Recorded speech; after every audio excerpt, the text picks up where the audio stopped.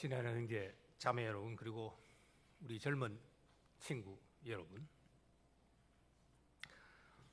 오늘 신학대학원을 위한 헌금이 있다고 하여서 제가 제목을 신학자가 됩시다 그렇게 정했습니다. 아마 이런 제목의 설교나 또는 강의를 들어본 적이 있는지 모르겠습니다만은 오늘 이 본문을 가지고서 신학이 무엇인지를 제가 주께서 인도하시는 대로 여러분들과 함께 나누려고 합니다. 대개 이제 신학을 얘기하면은 저는 신학 교수였습니다. 그리고 신학 박사죠. 교수직에서는 은퇴했지만은 보는 이들이 저를 보고 신학자입니다 그렇게 부릅니다. 그리고 저도 그렇게 생각할 때가 있고요. 문제는 신학 박사 학위를 받고 신학 교수로 가르치고 있는 사람들, 그 사람들만 신학자일까요? 그것이 결코 옳지 않다. 그것을 오늘 이 본문을 가지고서 한번 살펴보려고 합니다. 제가 이 본문을 가지고서 초계교회에서 한 6, 7년 전에 설교한 적이 있습니다. 기억력이 좋은 분이 계시면은 저한테는 굉장히 부담이 되겠죠. 그러나 그때 설교하고는 다르게 오늘 이 본문을 한번 은혜를 받으려고 합니다. 이게 젊은 친구들하고 어떤 관계가 있느냐, 꼭 관계를 맺어야 된다면은 37장에 보면은 요셉이 꿈을 꾼 게 17세입니다. 그때 몇 가지 얘기가 나옵니다. 요셉이 형들의 미움을 받고 있는 장면이 나옵니다. 그 중에 하나가 바로 채색옷을 아버지께서 요셉에게 주었다는 사실입니다. 둘째가 자기 서모죠. 그 배다른 형제들이 행한 범죄를 아버지에게 고했습니다. 추측컨대 유목민들이고 또 반유목민의 삶을 살고 있기 때문에 남정네들이 그 양떼를 몰고 일정 기간 동안 집을 떠납니다. 이 17살 정도 되면은 형들은 지금 20대, 30대입니다. 한마디로 성적으로 왕성한 시절이죠. 그 유목민이 떠나면은 성적인 욕구는 어떻게 해결하죠? 그와 같은 것이 나오는 것이 셋째인 유다가 양을 치러 갔다가 창기한테 들어갔는데 그 덫에 빠진 거죠. 며느리가 창기로 분장을 하고 시아버지를 유혹한 겁니다. 그와 같은 것을 보면은 구체적으로 37장에 이 형들의 범죄가 드러나지 않지만은 아마 성적인 범죄가 아니었겠나 충분하게 추측할 수가 있는 겁니다. 이거 결코 쉬운 문제가 아닙니다. 성적인 욕구를 참는 것이 쉬운 문제가 아니고 이와 같은 일이 벌어졌을 때에 이것을 아버지에게 하나님의 집의 제사장인 책임자에게 형들이 얘기하기보다는 이 교인들에게 권징을 행하여 주십시오. 이거 더 이상 퍼지면 안 됩니다. 그렇게 아버지에게, 가정의 제사장에게 청하는 거 결코 쉬운 문제 아닙니다. 다윗이 범죄했을 때 일곱 번째 계명을 어겼을 때에 나단이 다윗을 향해서 나갔습니다. 그때 다윗이 회개하고 지은 시편이 51편입니다. 우리는 다윗을 많이 칭찬합니다. 아, 회개했구나. 맞습니다. 그러나 왕에게 한 목사가 당신이 범죄자입니다. 자, 부자가 가난한 자의 양 한 마리를 잡아가지고 손님을 접대했습니다. 듣고 있던 다윗이 어느 놈이냐? 죽어야 마땅하다. 당신입니다. 결코 쉬운 문제가 아닙니다. 다윗이 회개한 거 성도로서 본보기가 되죠. 그러나 나단의 용기는 생명을 걸고 한 겁니다. 요셉도 마찬가지입니다. 우리 언약 백성들은 아무 여자에게, 아무 남자에게 들어가면 안 됩니다. 왜 요셉이 미움을 받았느냐? 채색 옷을 주어서 편애를 했기 때문이냐? 믿음의 문제입니다. 바로 살려고 했기 때문에 나이가 어리지만은 형들보다도 그 믿음의 길에 들어선 요셉을 아버지가 믿음의 적자로 여기고 채색 옷을 입힌 겁니다. 그냥 자기가 사랑하는 여인 라헬 말년에 얻은 아들이기 때문에 성경 37절에 보면 그렇게 나옵니다. 37장에. 그러나 그것은 유일한 이유가 아닙니다. 믿음의 적통. 아브라함과 이삭과 자기에게 하나님 여호와께서 주신 그 약속을 11명 가운데 가장 잘 믿고 있는 요셉이었기 때문에, 마침 사랑하는 여인의 아들이었기 때문에 그에게 채색 옷을 준 것이지 편애가 아닙니다. 바로 믿음의 투쟁이 형제들 간에 예수께서 하신 말씀처럼 한 집안 식구가 원수가 되는 상황에서 믿음의 정도를 걸어야 되는 요셉은 형들한테 바로 원수가 된 겁니다. 그 말씀이 49장 23절에 보면은 야곱이 아들들을 축복하는 가운데서 그들이 거기 49장 23절을 보면 활 쏘는 자가라고 했는데 복수입니다. 형들입니다. 활 쏘는 자들이 요셉을 학대하여 그리고 적개심을 가지고 그를 쏘았다. 이 한 문장 안에 요셉의 인생이 다 들어있는 겁니다. 이 한 문장 안에 믿음 지키기 위하여서 반드시 당할 수밖에 없는 핍박과 박해가 이 말씀 속에 다 들어있습니다. 그 결과는 어떻습니까? 팔리는 겁니다. 오늘 8번째 계명부터 읽었습니다마는 8번째 계명의 원래 뜻은 물건을 도둑질하는 것이 아니고 인신매매하는 겁니다. 원래 뜻이 8번째 계명의 뜻이 사람의 목숨을 6번째 살인하지 말아야 될 뿐만 아니라 함부로 부리거나 종으로 노예로 함부로 그 사람을 남에게 넘기거나 인신매매해서는 안 된다는 뜻인데 8번째 계명에 적어도 성경의 기록상 가장 첫 피해자가 누구냐? 요셉입니다.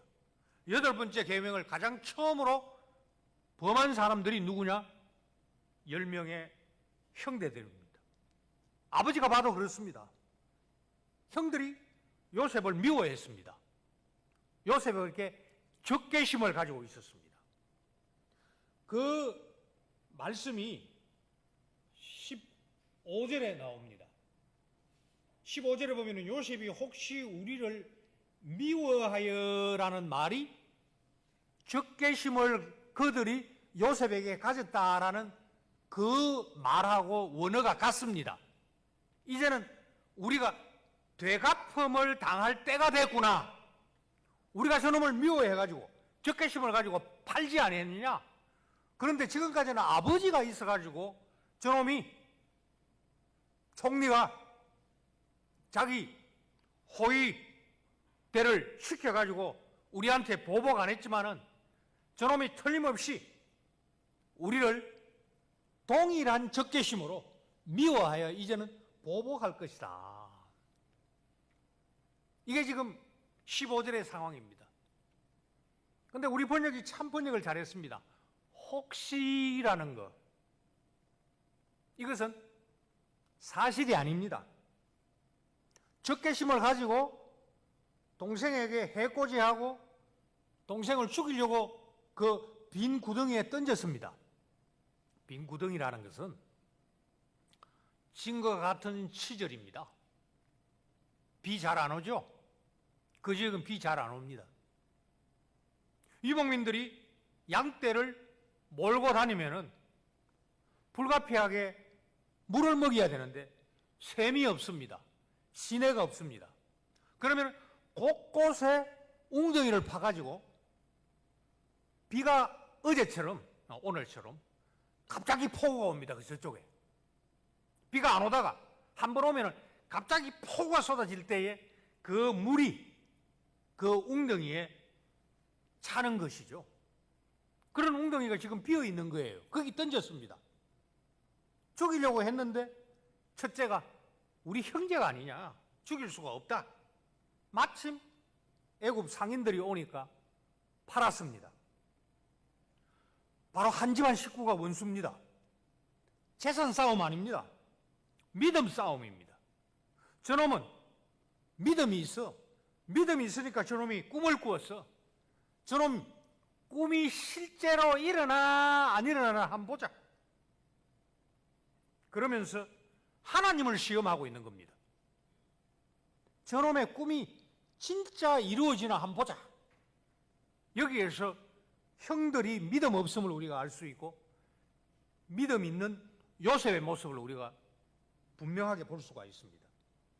혹시 이것은 일어나지 아니하는 것을 갖다가 스스로 자격지심이 들어가지고 자, 인지상정이다. 눈에는 눈, 이에는 이. 우리가 당할 수밖에 없겠구나. 노심초사하면서 지금 불안한 모습을 여기에서 읽을 수가 있습니다. 저놈이 틀림없이 보복할 거야. 그래가지고 16절을 보면은 말을 전한다 되어 있는데 이 전한다라는 것이 사실은 명령한다가 되어 있습니다. 그 명령한다라는 말은 49장에 보면은 한 2번 나옵니다. 그 야곱이 유언을 하면서 명령을 하는데 그 명령하는 말을 그냥 전하는 것이 아니고 아버지가 유언을 했으니 너는 절대로 보복하지 마라 라고 아버지가 명령했다는 겁니다. 유언을 조작하는 겁니다. 조작하기 때문에 그 말이 깁니다. 17절을 보면은 이같이 요셉에게 이르라. 그러면서 거기 좀 내려가면은 허물과 죄를 용서하라 하셨나니 당신의 아버지의 하나님의 종들인 우리. 구차합니다. 우리식으로 말하자면 사돈의 팔촌까지 파는 겁니다. 유언을 조작을 했으니까요. 이것은 믿음 없는 짓입니다. 아버지는 죽었습니다. 아버지는 알았습니다. 요셉이 절대로 보복하지 않을 것을 알았습니다. 그것을 45장에 보면 나오는데요. 굳이 읽을 필요 없이 17절에 이렇게 얘기를 전했는데 17절 말미를 보면 요셉이 그 형들의 말을 듣고 웁니다. 형들은 이제는 발을 동동 구릅니다. 저놈이 드디어 발동이 걸렸구나. 그 억울한 심정을 행동으로 옮기기 전에 그 속에 뭉쳤던 그 원한을 울음으로 표하는구나. 아주 난리가 난 겁니다. 그러니 18절을 보십시오. 사람을 넣어가지고 아버지의 조작된 유언을 정했던 사람들이 이제는 요셉에게 바로 엎드립니다. 생각할 겨를이 없습니다. 바로 저놈의 꿈이 이루어지나 보자. 요셉을 조롱했던 형들, 꿈을 꾸게 했던 하나님에게 오만했던 형들이 사돈의 팔촌을 17절에 팔다가 18절 보세요. 거두절미하고 우리는 당신의 종입니다. 믿음이 없는 자는 이렇게 구차하게 삽니다. 말을 만들어냅니다. 악인들의 꾀입니다. 꾀를 전달했습니다. 울었다. 죄인들의 길이 드러납니다. 자기들이 직접 조작한 유언이 먹히지 아니하는 것을 알고 난 다음에 죄인들의 길 직접 드러납니다. 악인들의 꾀 유언을 조작할 때 그걸 갖다 꾀할 때는 요셉 앞에 드러나지가 않습니다. 죄인들의 길은 드러납니다. 요셉에게 엎드려서 생명을 구걸합니다. 젊은 친구 여러분, 여러분들이 젊은 시절을 가지고 있다는 거 주께서 주신 좋은 시절입니다. 잘 준비해야 됩니다. 물론 여러분들 가운데 지금 사회생활, 직장생활을 하고 있는, 경제활동을 하고 있는 이도 있을 거고 학생도 있을 겁니다. 그러나 우리가 살아가고 있는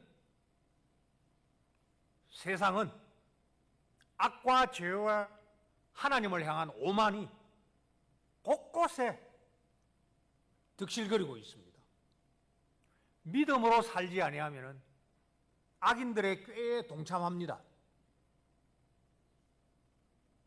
죄인들의 길에 동행합니다. 오만한 자들의 아지트를 즐기면서 사람을 조롱하고 하나님을 희롱할 수 있는 아주 쉽게 빠질 수밖에 없는 유혹이 곳곳에 우리를 기다리고 있습니다. 그러나 보십시오.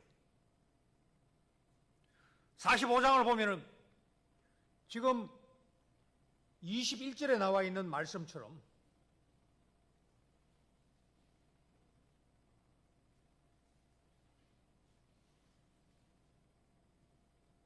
내가 당신들과 당신들의 자녀들의 생명을 책임지겠습니다. 45장에 보면은 아버지와 형들이 애굽에 왔을 때에 모든 앙금을 다 푸는 말을 합니다. 걱정하지 마십시오. 하나님께서 여러분들의 생명을 구하시려고 나를 먼저 보냈습니다. 따라서 나를 여기에 보낸 이들은 여러분들이 아니라, 여러분들이 나를 애굽 상인에게 팔아서가 아니라 하나님이 나를 여기에 먼저 보냈습니다. 이건 앙금이 사라진 겁니다. 이것은 감옥에 갇혀 있으면서 내가 딴 생각을 해야 이 옥살이가 힘들지 않지, 몸은 옥에 있으면서도 생각은 상상을 펼치면서 위로받기 위하여 요셉이 만들어낸 말이 아닙니다. 이건 요셉의 신앙 고백입니다. 형들은 책임을 져야 됩니다. 그러나 문책하지 않습니다. 하나님은 악을 좋아하지 아니하시면서도 죄를 범하도록 충동질하지 아니하시면서도 사람의 악을 이용하시고 죄를 사용하십니다. 보디발의 아내가 수총각을 유혹했습니다. 자, 우리끼리 하자. 아무도 없다. 내가 어떻게 당신에게 악을 행하여, 악이라는 것은 원래 잘 안 보입니다. 죄는 드러납니다. 내가 여호와께 죄를 범하겠습니까? 39장에 보면 나옵니다. 요셉은 그 악인의 꾀, 보이지 아니하는 것, 우리 함께 가자. 음녀가 아무도 안 봐. 우리끼리 즐기는 거야. 내가 어떻게 당신에게 악을 행하여, 당신 남편이 다 맡겼지만은 당신만은 맡기지 아니했다. 당신은 그렇게 얘기하지만 여호와 하나님의 법에 의하면 이것은 바로 당신과 당신 남편에게 악을 행하는 것이고, 그렇게 하면 안 된다라고 말씀하신 하나님께 죄를 범하는 거야. 젊은 친구 여러분, 세상이 굉장히 악합니다. 그리고 죄를 죄라 여기지 않습니다. 우리나라 검찰이, 법원이, 경찰이 굉장히 바쁩니다. 심리에 심리를 하고 증거에 증거를 모아야 겨우 대답합니다.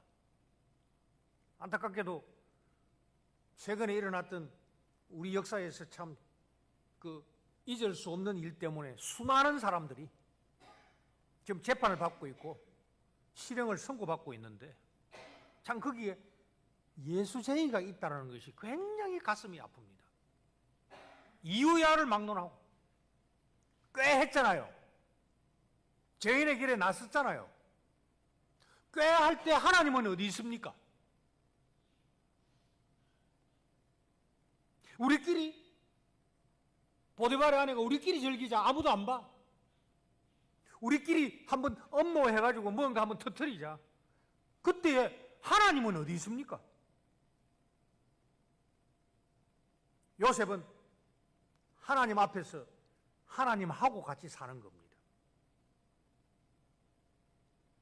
특별히 젊은 친구 여러분, 나는 여러분들이 신학자가 되기를 바랍니다. 신학은 학문이 아닙니다. 학문이 뭐냐라는 것은 역사적으로 한참 뒤에 나온 거고, 신학이라는 말은 교회 역사 초기부터 있었습니다. 12세기, 13세기 돼가지고 학문으로서 신학이 꿈틀거리기 시작을 했는데, 그러면 1200년 동안 신학은 뭐였느냐?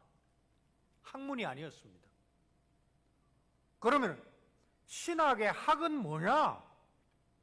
요한복음 1장 1절에 학이 나옵니다. 태초에 뭐가 있었죠? 말씀이 있었습니다. 신학의 학은 말씀입니다. 학문이 아니에요. 그러면 신학의 원래 뜻이 뭐냐?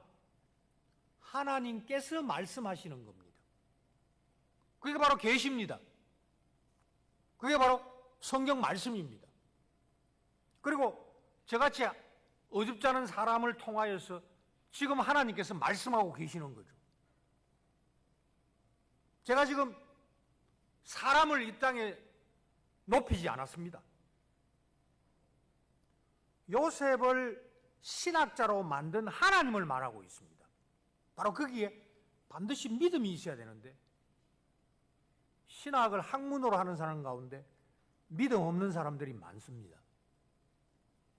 우리나라에도 그런 사람이 있지만 서양에 그런 사람이 많았습니다. 하나님 안 믿어도 신학 교수하는 사람들이 많습니다. 하나님 안 믿어도 목사하는 사람들이 있습니다. 자기는 안 믿지만 성경 읽고 성경을 잘 풀어줍니다. 그게 바로 학문으로서 신학이 지니고 있는 함정입니다. 저는 이것을 평생 동안 실험하면서 여기까지 나왔고 여전히 실험하고 있습니다. 하나님이 말씀하시면 우리는 들어야 됩니다. 그건 신명기 4장 10절에 잘 나옵니다. 나에게 내 백성을, 나를 위하여 내 백성을 모으라. 내가 그들에게 어떻게 평생 나를 경외하며 살 수 있도록 내가 말하겠다. 그리고 그들이 자녀들에게도 가르치도록 하겠다. 그게 신명기 4장 10절의 말씀입니다. 하나님이 말씀하시면 잘 들어야 됩니다. 하나님이 말씀하시면 잘 듣고 하나님이 하신 말씀을 복창하는 겁니다.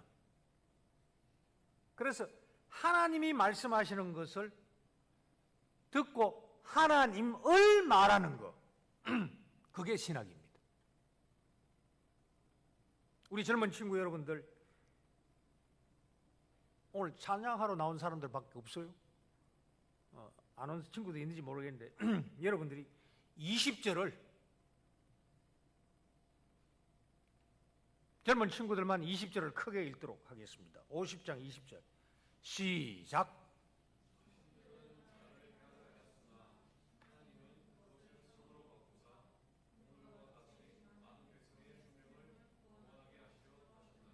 요게 신학입니다. 20절의 상반절, 요게 신학입니다.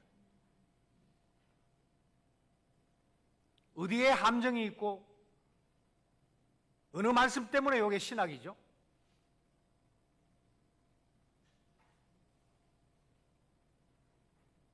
지금 상반절을 보면은 이 아구가 잘 안 맞는 말씀이 하나 있죠? 어느 것이 안 맞아요? 우리 청년들이 대답하세요. 뭐가 아기가 안 맞아요?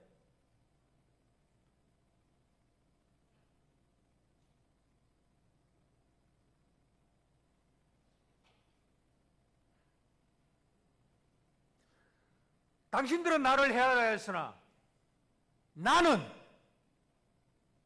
그것을 선으로 바꿨다 해야 되죠, 그죠? 근데 요셉은 뭐라고 얘기해요? 당신들은 나를 해코지 하려고 꾀했으나, 여기 헤아려 하였으나라는 것은 꾀한다는 겁니다. 궁리했으나, 그 궁리하는 것이 유언 조작하는 겁니다. 저기 위에 꿈을 꾸는 놈이 오는구나, 저 꿈이 이루어지는가 보자. 요셉은 못 들었습니다. 궁리할 때는, 악을 궁리할 때는 모릅니다. 유언을 조작할 때는 요셉이 모릅니다. 요셉이 당도하니까 요셉을 붙잡습니다. 옷을 벗깁니다. 구덩이에 던집니다. 죄인의 길입니다. 사람들을 보내가지고 자기들이 용기가 없으니까. 요게 신학입니다. 나를 말하지 아니하고 하나님을 말하는 거예요. 적개심을 품을 수밖에 없는 상황이지만 요셉에게는 전혀 적개심이 없습니다.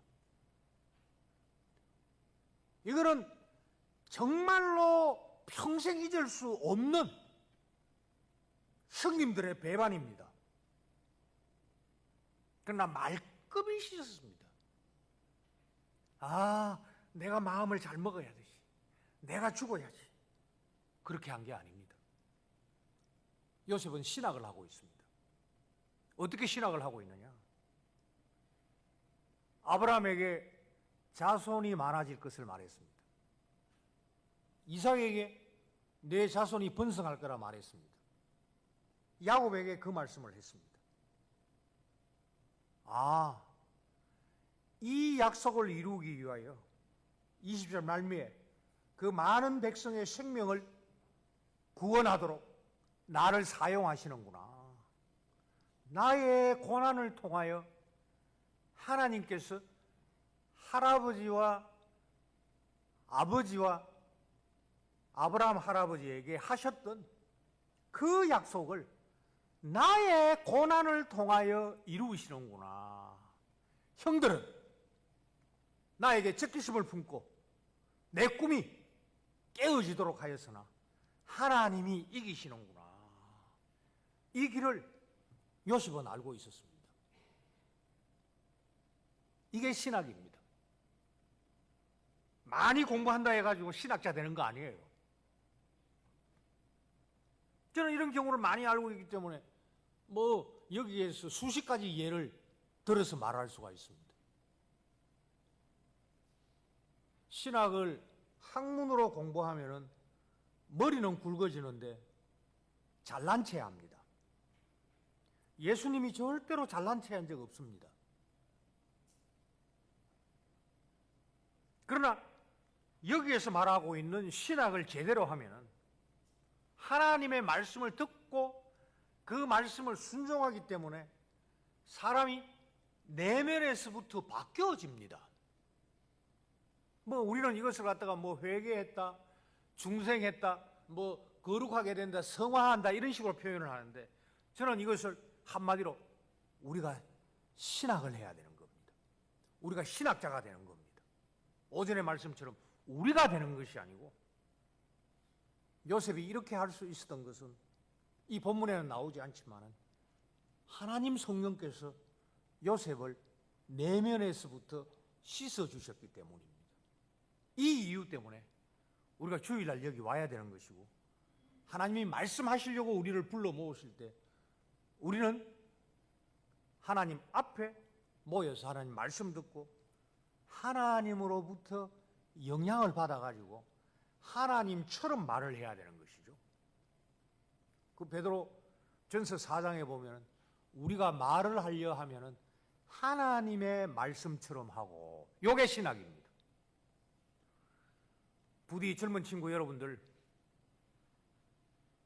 지금 청년회 때부터 신학을 잘 하기를 바랍니다. 여기에서 말은 말로만 끝나는 게 아닙니다. 말은 그 사람의 행동을 다 포함하는 겁니다. 한 군데만 읽고 마치겠습니다. 사도행전 2장. 사도행전 2장 4절인데요. 요게 바로 신학입니다. 베드로 말 잘했습니다. 주는 그리스도입니다. 살아계신 하나님의 아들입니다. 베드로 말 잘했습니다. 나는 저 사람 잘 몰라. 나 저 사람 잘 몰라. 말 잘했습니다. 그런데 2장 4절 우리 같이 읽도록 하겠습니다. 시작. 그들이 다 성령님의 충만함을 받고 성령님이 말사하게 하심을 따라 다른 방으로 말하기를 시작하니라. 요게 신학입니다. 혀가 있다 해서 말하는 게 아니죠. 속에서 나오는 말을 하면은 하나님을 부인합니다. 예수님을 부인합니다. 그러나 성령께서 말하게 하심을 따라 말하기를 시작하는 거, 이게 신학입니다. 그래서 여러분들, 하나님께서 예배자로 여러분들을 부를 때 순종해야 됩니다. 잘 말씀 들어야 됩니다. 그리고 개인 경건을 통하여서 하루에 한 절이라도 읽고 하나님 말씀을 듣고 그 말씀을 그대로 복창하는 신학의 훈련을 늘 해야 됩니다. 요셉처럼 청년의 때에 분명히 가졌던 그 믿음이 주께서 주신 꿈으로 말미암아 많은 사람의 생명을 구원하는 것. 형들은 죽이려고 했지만 바로 요셉은 많은 백성의 그 생명을 구하는 그 일을 하면서 내가 했다 하지 아니하고 하나님은 악을 선으로 바꾸셔서 나의 왕따 되는 거, 직장에서 괴롭힘 당하는 거, 믿음 때문에 그걸 통하여서 하나님께서 생명을 구원해 주셨다 고백할 수 있는 그런 신학자들이 다 되시기를 바랍니다. 아멘.